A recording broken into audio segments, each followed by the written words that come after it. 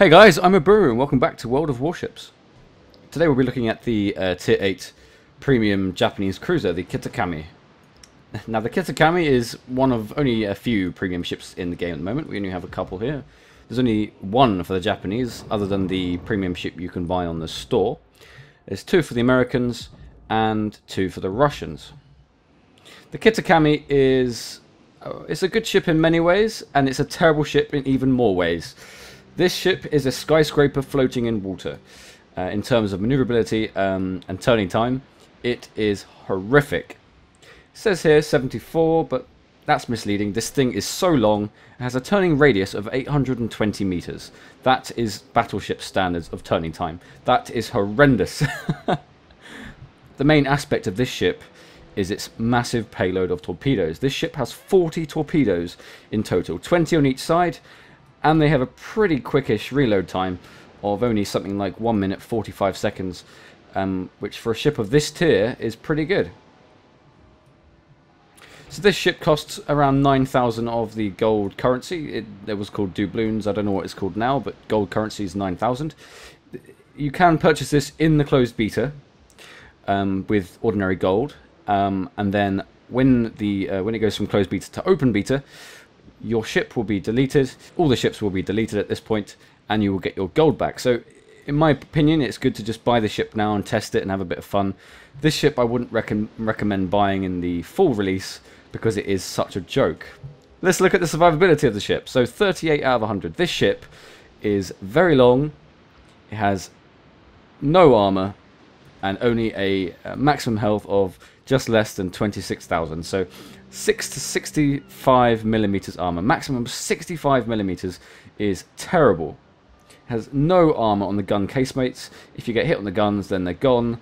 Armored deck is only 30 millimeters. Forward and after ends 40, and citadel is 65. This has no armor whatsoever. If you get hit by anything, you're going to get penetrated and you're going to die. So this ship is kind of hard to play on open maps where you have to face off the enemy, like the ocean map, for instance. It's very hard to perform well because they see you and they just immediately shoot at you and then you die. The ships of Tier 8 do incredible amounts of damage with their broadsides. The Baltimore, the New Orleans, the Tier 9 Baltimore, they do substantial amounts of damage with their broadsides, and this only has 25,000 health with no armor. It's going to get hit and it's going to die, so there's only a few ways of playing this ship in my opinion. The next stat is the artillery. Now the artillery, there is only 4 guns on this ship, all of which being at the front. So if you're trailing a ship, well, if there's a ship behind you trying to get you, there's no way for you to get your guns around and fire on him. These 2 guns on the side here, they fire, as you would expect, to the sides and partially to the front. The very frontal gun obviously fires front and to the left and right, and the gun behind it is very oddly positioned. Is positioned behind the front gun, and that can fire to the sides at a slight angle. So this gun, I believe the second gun, is the gun that can fire most towards the back, but you can't fire through your deck, obviously, so you can't fire and defend your ship from the rear. So 140mm guns, that's pretty much destroyer standards of guns, pretty terrible. And you only have like a couple of secondary armament guns which do literally no damage, so that's kind of irrelevant.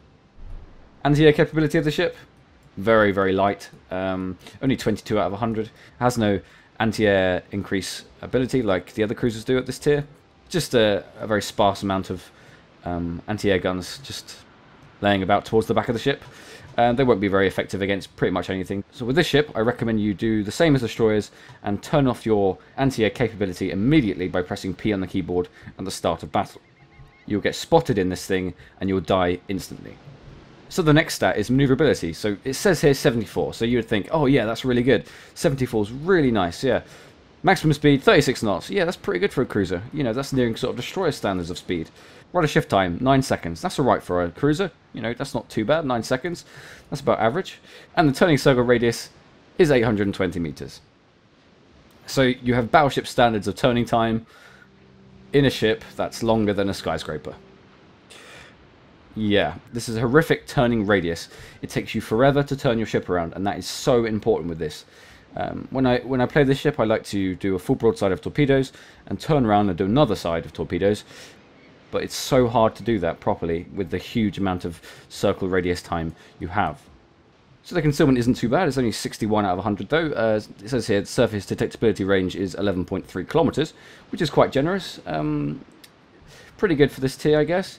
And air detectability range is 7.4 kilometers. So you will get spotted. You know, you're not going to fire your main guns in this ship, but you will get spotted nonetheless. Lots of ships have very good range, and if a destroyer comes within distance of you or a plane, you're going to get lit up, and the big ships are going to fire at you because you're too slow to turn. And the last stat here is torpedoes. Now this is the best bit about this ship. This is, in my opinion, the only highlight about this ship. This is the only reason I bought this ship, and it's the only reason you should buy this ship. 40 torpedoes at your disposal. So you have 5 launchers on each side, each with 4 tubes. So that's 20 on each side. You do 20 on one side of torpedoes, flip this thing around and do another 20 as quick as possible. So torpedoes are by far the best part of the ship. 60 out of 100. That is, I believe, the best in the game at the moment. And I don't think it will get much better than that. 60 is an incredible score. So yeah, let's look at the modules of the ship. So the Kitakami, same with every premium ship in this game and wargaming games, you can't upgrade anything. This is the base standard stuff you get. You have the standard 140mm guns, only 4 of them, but the rate of fire is 10 rounds per minute. So if you do manage to get your guns around and firing on targets, I would suggest you fire at destroyers and cruisers only. Keep the hell away from battleships at all time. You can actually do some damage. Max damage on these guns is up to 3000 with AP and 1400 with HE. Turn time is quite good, and the rate of fire is 10 rounds per minute, so that's not too bad, I guess. I would suggest you go nowhere near battleships. And the max distance of these guns is nearly 14 kilometers, so that's not bad. You know, 14 kilometers is as you would expect a cruiser to be of around this tier. I believe, yeah, the New Orleans is something like 16. But this ship is not focused on its guns. This ship is focused on its torpedoes and its torpedoes only. Torpedoes do a max damage of 17,000 and they go quite fast at 62 knots. And you have 0.4 rounds per minute. But you can use them, you know, you don't have to go full broadside of 20 torpedoes in one go. You can just do one at a time, wait for it to reload, do another, do another, do another, etc, etc. And the engine is 78,000 horsepower. To a maximum of 36 knots. This is good in a straight line, but absolutely horrific in turning. So let's look at the credit bought upgrades of the ship. The Torpedo Tube Modification 1 is the first one I've chosen, the reduced critical damage on torpedo tubes, and reduced time in repair for the torpedo tubes. I want to have as much torpedo tubes up as possible. If they knock out some and I don't have them up, then I'm in a lot of trouble, so I chose this one. The main asset of this ship is its torpedoes. If you don't have torpedoes up and, you know, working, then there's literally no point in going on this ship. So I have this is a necessary upgrade in my opinion. So the second upgrade I chose is the Torpedo Tube Modification 2. You know, people will fire high explosive at this ship. This ship will be on fire all the time, and they will target your torpedo tubes, and they'll be knocked out very quickly. So you want this up to reduce the time in repair for your torpedo tubes. They will be knocked out. There's nothing you can do about that. So this is probably the best one in my opinion. Now the third upgrade I chose is the Propulsion Modification 1. I've noticed in this ship, because of people firing, you know, huge amounts of HE and AP, and they always target, because you're so slow at turning, your speed almost halves when you're turning in this thing. They always seem to aim at the rear of your ship, trying to knock out your engine, or it happens anyway. So I've chosen this one here to reduce the critical damage on engine and reduce the repair time on engine. If the engine knocks out, you are dead. There's nothing you can do. Now the fourth upgrade I chose is the Steering Gear Modification 2, which is a minus 20% rudder shift time. I chose this on most of my destroyers, you know, to further increase it, but this ship is necessary. Now the turning time is the worst thing in this ship in my opinion. It is a skyscraper in water, so you want to reduce that as best as you can, and this upgrade is again necessary in my opinion. And the fifth upgrade I chose is the Concealment System Mod 1, which is minus 10% detectability. So they will, you know, it's slightly harder for the enemy to see me, but they can still see me. This is a huge ship. Despite the concealment of being only 11 and 7 kilometers for surface and air, this still can be spotted very easily. This ship is the Northern Star of cruisers in this game. Minus 10% detectability hopefully helps. I haven't really seen it be that effective, but, you know, only time will tell. I could have chosen the Acquisition Range one, but this isn't a spotting ship. This is a, you want to stay hidden as best you can, fire your torpedoes, and get the hell out. Yeah, so this is the Kitakami. So the Kitakami is a bit of a joke ship in my opinion. It's kind of hard to get some good games in this, so let's have a look at some games. Okay, here we are again. It's the Kitakami on North this time, on Standard Battle. So this map is probably one of the better maps for the Kitakami. I'm actually starting in a very good position here. The enemy has quite a lot of cruisers, which is good for us. We can, I'm going to go to the left here, do a side of torpedoes, and then get the hell out as quickly as I can. In this ship, you're so easy to sink that almost anyone can take you down pretty easily. So you don't have an advantage per se over any other type. In this ship, it really is troll lol, fire torpedoes, hope for the best, troll lol. Do you die? Do you not die? Can you fire more torpedoes? Can you not? Etc, etc. So we have been detected now. The commander perk has gone off. There's a fighter plane just overhead. And you can tell that because the detected has an exclamation mark with it and a plane next to it, which tells us that it is in fact a plane spotting us. It's the same sort of thing as the 6th Sense perk. So that didn't work out. Our torpedoes didn't load up in enough time, so we're not going to push that corner. Instead, we're going to push sort of a bit left. We're not going to go towards where the battleships usually duke out on the far side, but we're going to go towards where the destroyers sort of hang out in the middle here. So we're about to be spotted again. There we are. We can't really do a lot about it. I have disabled the anti-air of the ship, so then it won't fire and spot us again if we're, for instance, hidden by smoke. So we are being fired at from the ships in the distance there. We can't do a lot about these guys at this distance. These torpedoes only go a max distance of 10 kilometers. So change your plan again. I'm going to go around. I'm not going to engage where the battleships are going. So I just held down the full right there, and you can see that this ship turns incredibly slowly. I hardly move, in fact. You can definitely tell it has the same turning radius as some of the battleships in the game by just how slow it is. It's odd that the rudder shift time is so minimal and the circle radius is so large. So we have our guns about now, but we can't actually get some shots on the Miyoko. They are sort of appearing now. The Miyoko is quite close, but he's turning away towards where the destroyer is. The Mizuki's sort of in no man's land at the moment. He should not be there at this point. He's sort of going headfirst into the Miyoko. You should never engage a cruiser at this range in a destroyer, and he will very quickly die. They do have some assistance from Afuso and the Sims and Oba. Miyoko has now disappeared, but now we have our torpedoes online, so we can predict where this guy's going and hopefully kill him with our torpedoes. Now I like pushing corners in this ship. Pushing corners and deploying your torpedoes and then getting the hell out as best you can. So I can't see him at this point. Someone popped smoke, so now I can't see anything. So I haven't got another choice. I have to turn. Now he's 10 kilometers away, so there's no point in me firing these anyway. So that was another failed turn, but in this ship you tend to be more defensive than offensive. If you're offensive in this ship, you die very quickly. So this guy has seen us for a brief period, so he has fired to where we last were seen. He can't see us now because the perk is telling us that no one can see us. So the Sims, as I expected, did die, and he's on his merry way to the bottom of the ocean. So we have been detected again by planes this time. The fighter over there has spotted us, and I should expect some fire coming in sometime soon. So we're not going to go and push this side on our own. That is suicide. We're going to get the hell away. We can't defend this corner by ourselves. This ship is heavily reliant on torpedoes. With the huge time it takes to turn, very easy to die when you haven't completed your turn yet. So I know there's no ships emerging at the moment. They all sort of turn around that big rock. The Miyoko could be nearby. This guy did a sort of spread of torpedoes. I don't think it was really necessary. Fuso's firing at us, but we're not detected, so he's just firing blind, hoping for the best. The Nagato's within sort of 18 kilometers now.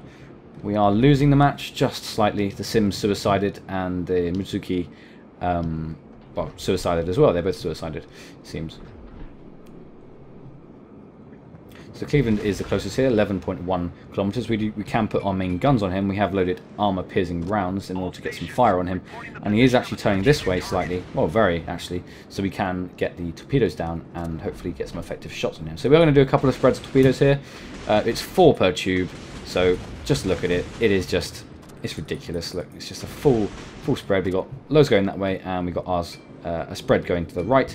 We're going to fire our main guns now, but the Cleveland has a huge advantage over us in terms of firepower, so we have to do the best we can by turning left, right, left, right. We are being spotted by him directly now, so we need to get the team to kill him off as soon as possible. Now the enemies are emerging from the other side of the map. The Miyoko has been revealed, and our torpedoes are coming in, but I don't think they'll be able to be as effective. No, they are running slightly short, unfortunately. But he is now invisible. So hopefully we can finish this guy off with our main guns. It is possible. The main guns do some damage, 155mm. They're not that bad, but you only have them. They're only front mounted, so you have to aim. You have to drive towards the enemy in order to actually get any effective shots. So continue firing this guy. 400, 400, one more and he's dead. Hopefully we get him before our allies do. Very close. He knocked out our engine. We still have quite high health. We have repaired the engine now, and we're going to go back. So the Miyoko is sort of heading towards our base, and we've leveled it now, so it's 2 kills apiece. So we didn't do a lot of damage on that guy. We missed all our torpedoes. But when you're in a fast, agile cruiser or destroyer, it's so easy to dodge torpedoes. So you have to use them within close range as opposed to long range. But of course, this ship has no armour, so it dies in close range very quickly. So I don't really know the purpose of this ship, honestly. This ship, yeah, you know, it's fun to play when you get 20 torpedoes on each side. Yeah, that's a bit of a gimmick. Yeah, it's a bit of a joke. But it's not really effective in any manner. You know, you die instantly. You know, you charge in, you die. You defend the base, you die first. They see you, you're dead.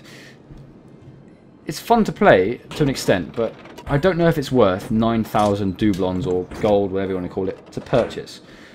I recommend if you want to play this ship, purchase it now purchase gold now if you haven't already. Purchase it in the closed beta. And then when you get open beta, everything is wiped, including all your premium ships, and you should get the money back. So now I notice they are capping our base, so Miyoko is coming in as well, but it seems like there it is, the Sims is capping. Now we are within range of primary weapons of him. Primary guns are pretty terrible at this range. I don't expect getting any decent hits at this range. We have been spotted now. We are the only one defending. Everyone else is full YOLO, typical World of Tanks tactics, going to the enemy base instead of our base. Sims is firing on us now. There's no point doing torpedo spreads on Sims unless he's really close, because the maneuverability is just so high. We have dodged most of these shells. The Sims are just continually firing over and over again. He's now getting within range of his torpedoes. We're going to turn a bit left. No, we're going to turn right. Right's probably the best option here. So we actually have some form of defense.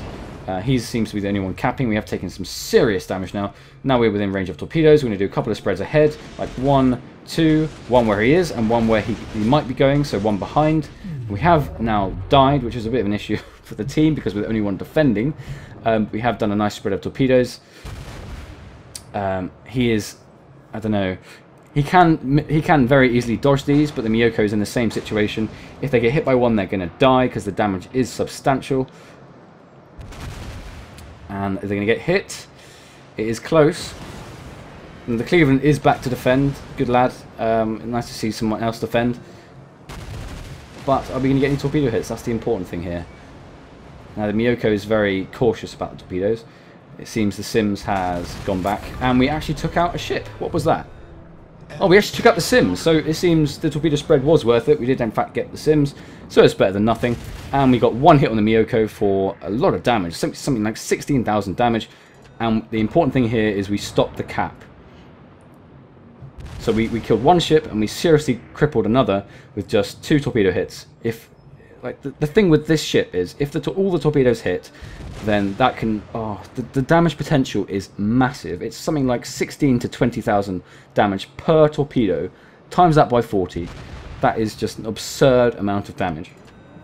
But of course, well, you're never going to get all of them hitting unless you're deadly accurate or you're incredibly lucky. Yeah. So the Cleveland is still sort of defending the cap. He's sort of rotating a bit. He's got to be a bit careful about the damage he's receiving. He's got to reset, otherwise we'll lose the match. He is, again, the only one defending. He should really focus on another ship. The Oba, for instance, is capping more than the Miyoko, I believe. But he's very quickly going to die. So we are probably going to lose this match because of typical YOLO tactics of World of Tanks. Well, you see in World of Tanks a lot. People go YOLO cap as opposed to defend. It's the same thing here. We did our best. We're at the back. We were defending in our Kitakami. Torpedoes managed to save the cap for a short time, but still our team has gone full YOLO and capping their base. But this Cleveland is a hero now. He seems to be resetting the cap more and more often. He is only sort of 1,000 health from... He's only very, very shortly going to die. The Cleveland's very, very shortly going to die, but he is resetting the cap. He's a hero. The Cleveland, if we win this game, it is just because of the Cleveland. I mean, I did about half a cap with the 2 torpedoes I had, but the Cleveland saved the match. So hopefully we get no hits in the cap. Let's see how we're doing over here. It seems we are capping and there are no enemies to deal with us. The Lexington is the only one that can really deal with us at this point. So if we win, it's primarily down to the Cleveland. Yes, I took out the Sims, but you know, 2 ships defending out of the possible 8 ships of our team is pretty terrible, considering where most of their ships were. So I think it was quite a good game. For a Kitakami, if you have a game like this, well, usually you would get a bit more experience than this, and maybe 2 kills instead of 1. But you know, 2 hits isn't bad. You get about 30,000 damage. You would usually expect more main gun hits than this, but this is... I was kind of stuck in this situation. I had to defend as best I could, and I did. And you know, in the Kitakami, it's a very defensive ship. But if you were to ask me if I would purchase this in full release, I would say this is like purchasing the TOG in World of Tanks. If you guys know what that is, the TOG 2. It is a joke. 9,000 gold for 40 torpedoes is the whole sort of gimmick here. There's no other really... there's no incentive to really buy this other than the ridiculous amount of torpedoes available. But in this game, we got 240,000 credits, nearly 1,700 experience, 5 hits, 2 torpedo hits. We destroyed that Sims, which saved the cap, and we defended the base. So in terms of the team, we actually came 5th place, which is pretty good. We got that 1 kill, that crucial kill on the USS Sims, which stopped the cap for a while. And we did, well, not an awful lot of damage. We did only something like 20,000 damage. But the Cleveland saved the match at the end there when I died. So good game to the Cleveland. Melt Mine, good game. So as a final note on the Kitakami is a bit of fun. It depends what you really like in this game. If you want to go full YOLO, charge, full torpedoes, hope for the best, then this is your ship. If you want to play tactically, I'd recommend the USS Sims over this any day of the week. This is a skyscraper in water in many respects. Its turning circle radius is horrendous. It has very, very little guns. The only thing going for this is its torpedo power. So this ship isn't my favourite in the game by no means, and it's by no means my least favourite, but it's really hard to play and it's so weak. If this was reduced to like something like a tier 6 or tier 7 ship instead of a tier 8 ship, then it would probably be more competent, but because of its gimp and being a tier 8, you do get tier 9 games and you do get crushed very quickly. So this has been the Kitakami tier 8 premium Japanese ship. So if you want to purchase this, it would be on the you need to go onto the store, purchase 9,000 gold, and come into game and go to the tech tree and purchase it this way. So I think it's around 9,000 gold to purchase it, which is quite a lot. My opinion with the Kitakami is save your money, wait until other premium ships are released, and purchase them. This is by no means a competent ship. It's very weak, and the only thing going for it is its torpedoes. So yeah, this has been the Kitakami. So thanks a lot for watching, guys, and I'll see you next time.